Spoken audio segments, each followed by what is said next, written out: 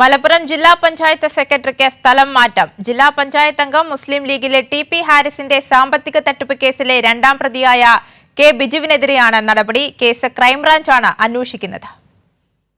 മലപ്പുറം ജില്ലാ പഞ്ചായത്ത് അംഗവും മുസ്ലിം ലീഗ് നേതാവുമായ ടി.പി. ഹാരിസ് നടത്തിയ സാമ്പത്തിക തട്ടിപ്പിൽ പ്രതി ചേർത്തതിനു പിന്നാലെയാണ് നടപടി.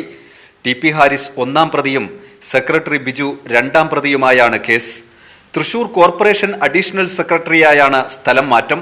ഒന്നാം പ്രതിയായ ടി.പി. ഹാരിസിനെതിരായ റിപ്പോർട്ട് ജില്ലാ പഞ്ചായത്ത് യോഗത്തിൽ രണ്ടാം പ്രതിയായ ബിജു അവതരിപ്പിച്ചത് പ്രതിഷേധത്തിനിടയാക്കിയിരുന്നു.